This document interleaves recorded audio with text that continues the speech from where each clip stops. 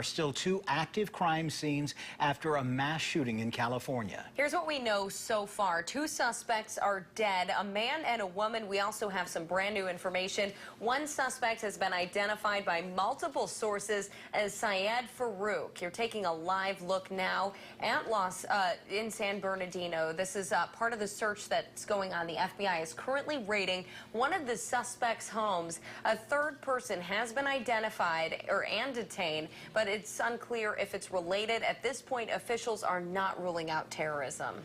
At least 14 people are confirmed dead, and there was a violent confrontation between the police and some of the suspects after the initial attack. A massive police presence descending on this San Bernardino neighborhood. Officers were seen approaching a dark-colored SUV matching the suspect's vehicle description, riddled with bullets, and a man down in the street. Of the suspects that are dead at the scene, one is a male, one is a female. They were dressed in kind of assault-style clothing. They are both armed with assault rifles. They are both armed with handguns. It comes just hours after they first responded, rushing to the scene of an active shooting.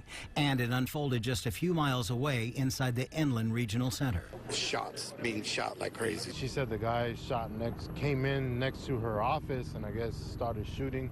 This man says his wife was in an office next to the building. She managed to get out safely when gunfire broke out shortly before noon. Our daughter's in there. She texted us about 30 minutes ago and said that there was a shooter. She thought he'd shot 10 to 20 people. The FBI and the ATF have been assisting the local SWAT team. I know one of your questions is going to be, is this a terrorist incident? I will tell you right now, we do not know. President Obama reacted to the news in an interview with CBS. Obviously, our hearts go out to the victims and the families. The one thing we do know is that we have a pattern now of mass shootings in this country that has no parallel anywhere else in the world. Now, we reached out to local authorities, and of course we're going to tell you about what their reactions were in a moment, but I want to tell you they are now searching. We did show you that live footage of, an aerial footage at least, of where they're searching tonight. We'll keep you updated throughout this newscast. And we did reach out to local authorities, like Joey said, for their reaction to mass casualty incidents. ABC 17's Daniel Wynn joins us live at our Jefferson City newsroom tonight. And Daniel, we have the Capitol, a federal courthouse, and the National Guard installation all right in the capital city. But today's incident was a soft target. Yeah, Marissa and Joey, any city across the country full of several dozen soft targets. Hard to tell at any time which one might be picked. I spoke to Cole County Sheriff Greg White today about the shooting in San Bernardino and asked him how the public can help keep potential soft targets safe. If you see something, say something. If something looks wrong, if it looks out of order, you know, gut feelings are pretty good. Sheriff Greg White tells me they would rather respond to a dozen false alarms than miss the real thing.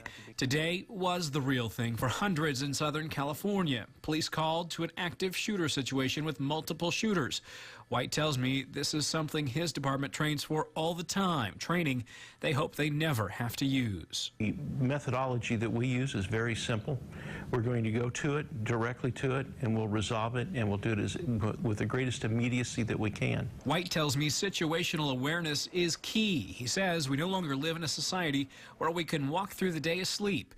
He says with situations like today, you have to use basic survival skills. Run, hide, fight. And if everything else is going sideways and they're going to come for you, last-ditch effort, you can either be a sheep, put your head down, or you can resist. You can fight back. Run, hide, fight. Very simple procedures.